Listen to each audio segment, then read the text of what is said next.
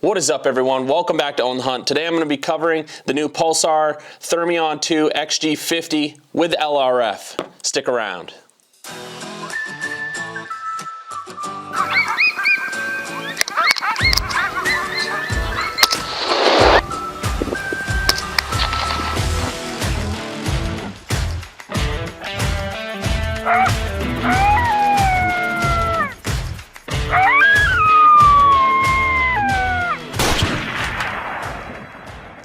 Alright guys, well like I said, we're back here in the studio today and I'm going to be giving you guys my impressions and rundown of the new Pulsar Thermion 2 XG50 with LRF. If you're not familiar with what LRF means, that is a laser rangefinder that can be found up here on this unit. This thing works sweet, guys. I'm not going to go over a bunch of boring specs with you. If you follow the channel, I've reviewed Pulsar's XG50 LRF. That is their Pro model. Really the difference there is the sensor inside that model. That's going to be a 384 core and it's going to have a sub 25 millikelvin sensor. This is a 640 core with a sub 40 millikelvin sensor. Now, the millikelvin sensor, guys, without getting too technical, really what that is it's the scope's ability to differentiate heat temperature differences, okay? A lower number is gonna make it, the scope better at differentiating those temperature differences. That's really it in the most basic terms that I can give you without getting too technical and boring. That said, guys, this scope does a phenomenal job at giving you a really crisp, clear image. Pulsar did something a little different with this one. They went with a 12 micron sensor in it as opposed to a 17 micron sensor, which is what they had been going with in their Pro models and even the Thermions prior. So they went down to a 12 micron sensor with this, which, to be honest with you guys, looks great. I'm a little bit bummed I have to give this scope back. I gotta give a huge shout out to Logan with Fall River Shooters. Logan sent this out to the channel, let me demo it, let me test it, let me hunt with it, and now here I am bringing you guys a review. Without Logan at Fall River Shooters, guys, I couldn't bring this review to you. This is a $6,000 unit, and so it's not really in my budget. I did thoroughly enjoy my time with this scope, and I'm a little bit bummed I gotta send it back, but it's got a new home, and so because of that, it's on its way. So anyway, guys, without further ado, I'm gonna cover some of the basics on this thing. What you see is kind of what you get, with exception of this American Defense mount. Now, this is their Recon mount. These are 30mm rings. Guys, I highly recommend a good mount with this scope. Pulsar does not include one, which is a super big bummer. I know when I bought my XG50 Thermion Pro, I was a little bit bummed it didn't come with rings. I mentioned that in that review video. And since then, Pulsar has still not shipped these units with rings. So get yourself a good mount. I really can't recommend this ADM Recon enough. It's a really sweet, quick disconnect mount. These levers here work great. This is Logan's personal mount, so he had sent that to me with it on the scope so I could throw it on my rifle and get to go. Really quick, one thing that's really super cool about these new Thermions is they're a dual battery system. So up top you have this turret cap and you twist that off, pull it up, and you pull the battery out, okay? So this unit ships with an APS-2 battery, okay? That's what it comes with. You're gonna get about 2 hours of runtime with the APS-2. They also sell an APS-3 battery, which is a little bit taller, a little bit more battery life. You're gonna get about 3 hours of battery life out of the APS-3. Pulsar does include an extended battery cap with the scope in the box in case you do decide to purchase one of those APS-3 batteries. So at least they give you that cap so you don't have to purchase the cap separately. This scope really is identical in all ways to all of the new Thermion 2s with the LRF, okay? So what they've done is they've put your power button here in the LRF laser rangefinder unit up top here. Over here you've got your front focus ring and it is ambidextrous. There's a ring on both sides, or a dial rather. Works excellent. I really like this feature. I prefer it much more than the bell housing focus ring. It works smoother and it's easier to manipulate, I believe, especially mounted on a gun with a rail that, you know, might make it difficult to get your hand on that. And so the other thing is you can be focusing on the side and using your laser rangefinder without blocking that laser rangefinder emitter. So very nicely done, Pulsar. Love that. As you guys know, I'm a huge Pulsar fan, and so the reason why is their fit and finish is just phenomenal. The housing on this thing is a magnesium alloy, a metal, and it is really, really premium. I've said this a lot before, guys. In every Pulsar video I've done, their housings and the fit and finish and their attention to detail is just second to none, okay? There's really nobody on the market matching this. Everything from the user interface inside the scope, how nice that is, how user-friendly that is, all the way to the build quality and the ergonomics, okay, guys? Pulsar does not skip any steps when it comes to these units. They go all out. The other thing, you've got a front lens cap here, and it does flip all the way open and bed against the side of the scope. Now that is reversible, so you can put it on either side, or you could flip it down onto your rail if you wanted.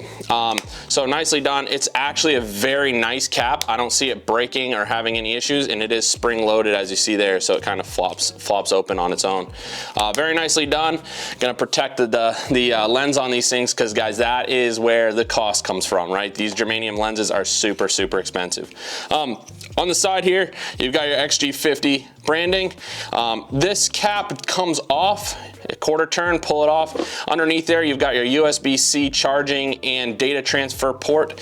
This unit can be powered externally by an external battery bank or something of that nature. I will say, guys, the microphone on this unit is right here underneath this cap. The cap has a couple of little vents, and I'll try to get you a little close-up of that. But those vents, what they need to be is they need to be lined up with that microphone so that sound can get through there. I experienced some trouble with my XQ50 where I didn't have that cap turned fully, and so my sound was a little bit reduced. It wasn't muffled, it was just quiet. So you want to make sure you get that cap tightened all the way. It can't go past a certain point, so don't be afraid to really crank on that thing. Make sure it's good and tight, and make sure that those little vents or cutouts for your microphone are lined up properly. On this other side, guys, you have your menu functions, and so how this works is you've got like a turret or a dial. It has slightly tactile feedback clicks, very, very smooth ring, works awesome. And then in the middle you have a button, so that's going to be how you actually select functions in the menu, and then the dial is going to be how you scroll through or navigate through that menu. On the back, guys, you have a rear diopter focus ring. This is a rubber, a really heavy, dense rubber, and that ring turns really nice and smooth. Actually, on this unit, it's smoother than on my XQ50. My XQ50 is actually pretty difficult to turn, and I think that was something that I dinged it on, but this one works incredibly smoothly and easily, so I don't know if mine just needs to be broken a little bit more or what, but this one works really well, so no complaints on that. They do include a rubber eye cup that you can put on the back side here, and it is magnetic. It works really cool. You just kind of put it near it, and it'll magnetize itself on, and then if you want to pull it off, you just pop it off. You don't have to worry about, you know, rubber gaskets or anything getting damaged. And then on the back side here, kind of on the top, these are your kind of your primary functions or features you're going to be using when you're out and about in the field using the scope. So over here up top, you've got your record button. Over here on the side, this is going to be your zoom function or your magnification functions. This is also where you'll enable or disable picture-in-picture mode.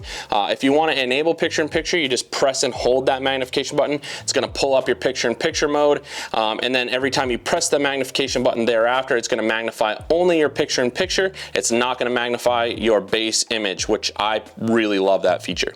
Below that right there, because this is the laser rangefinder unit, you have your LRF button as well. That works really sweet. A single press will get you a single range, and then if you press and hold, it'll put this unit in a continuous mode where the rangefinder will continuously emit the laser and pulse it, and it will be giving you ranges continuously. Say you have a coyote or something moving in on you and you want to continuously range it until it gets to a certain point. You could turn the continuous ranging on, wait for it to come in, say within 100 yards or so, and then you can take your shot. I will say something that I have found, and I don't know if this is on all Pulsars of this model, but I've found that when you enable or you actuate this laser rangefinder, I don't know if it's putting out a certain frequency that the microphone's picking up or what, but when I listen back to my videos, I hear a slight hum or a slight buzz. I don't know if it's just my ears that's hearing it or what, but I do notice it, and so I don't know if that's a problem on all of them or what, but it's something that I've picked up on. It kind of bothers me, mostly because I'm a content creator, and every time I press the laser rangefinder button, that sound comes through my video and just bugs me. So I'm not sure if Pulsar, if you see this, if that's something you guys are working on, awesome. If it's not, you probably should. Anyway, that's about it, guys. I don't have a whole lot of cons on this device. To be honest with you, the only con I have on this, and it's not a con, it's more of a preference or how you decide to use this, is it's pretty heavy. It's like almost 2 pounds without a mount. You definitely feel it on your rifle, and then, you know, it's pretty long front to back, so it's not a compact unit and it's not lightweight by any means. If you want something that's going to be lightweight on your setup, on your rig, you're carrying it long ways, you're hiking, whatever it may be, this probably isn't going to be it for you. It's relatively hefty. Other than that, though, it's an extremely solid unit, incredibly well built, and well worth your money. If you guys are interested in a unit like this, like I said, this is a 640, so obviously price-wise, it's towards the top end at around $6,000. But if you're interested in a unit like this, guys, as far as clarity, detail, all of that, this is really up there, cream of the crop. It's a 3-power base magnification, goes all the way up to 24 power. Obviously, those are digital magnifications out beyond your base magnification. But what I noticed is this does a really, really good job with clarity at that 3 power. And then even when you bump it up, say to 6 power or 12 power, man, this thing still looks good. I know you're losing resolution each time you bump up, but it still looks sweet. So gotta recommend this scope. If you're interested in one, please consider checking out Logan at Fall River Shooters, fallrivershooters.com, Fall River Shooters on Facebook. I can't stress that enough, guys. Logan is the man. He's helped me so much with this channel and so much with my journey, and so I can't recommend it enough. If you're in the market, check out Logan. Real quick though, guys, before I end this video, I just want to show you kind of what you get with it. Pulsar does an awesome job with their branding, with their packaging. So it comes in this box, obviously if you're familiar with Pulsar, you know this is pretty much their brand, right? They package in these really sweet, nice boxes, magnetic lids, open up, and you know, that's kind of what it is. But inside the box is this really nice case. Not that I would ever really use it. I guess if I were gonna travel and needed to take the scope off the rifle, I would definitely use this. But other than that, I usually open these things up, get them mounted up, zeroed, and then these kind of collect dust. But it's nice that they do package them in them. So obviously inside here, this one's kind of look like brand new because everything's still packaged up. But Pulsar includes a dual bay charger. This will charge an APS-2 and an APS-3. It'll charge 2 APS-2s or 2 APS-3s. So either one of those configurations or any of those configurations, this dual bang charger has you covered. Like I said, the unit only comes with 1 battery, but it's nice that they include the dual bang charger. It also comes with this cable. Really, really cool cable, right? So on one end, it has a adapter, so you could charge it with any old brick, or if you use the included brick, you can charge it with USB-C, and it's gonna fast charge that scope, and you're gonna be back up and running really quickly. I probably should mention the battery life internally is about 7 hours. So with the APS-2 plus the internal battery life, you're looking at 9 hours, and then with the APS-3 and the internal battery, you're looking at about 10 hours. So super good battery life on this thing. And if you are concerned with battery life, pick up another battery, but man, 10 hours of runtime is sweet. I really like what Pulsar did with that. This is the rubber eye cup that I mentioned. It's a pretty nice eye cup. It's comfortable, flexible, soft, good rubber. I don't like these, and if you follow the channel, you guys know that, but it's there for you if you want it. They also include a lens cleaning cloth. I'm not gonna open this one because, like I said, Logan did sell this unit and it has a new home, so I'm gonna leave it wrapped up. But as mentioned, Pulsar does include the taller turret cap. So if I compare those, I'll show you. It's about a 3/4 inch difference, guys. I don't know if you can see that there. Hopefully you can, but it's a little bit of a difference. I'll put them, I don't know if you can see that. You definitely can't see that. Anyway, it's a 3/4 inch difference, which obviously sits up a little higher. If that bothers you, buy another APS-2 battery or don't. Alrighty guys, so like I said, this scope is sweet. If you are in the market for a thermal scope and you're hell-bent on a 640 core, or not even hell-bent on it, maybe you're just like, I really would like to get into 640.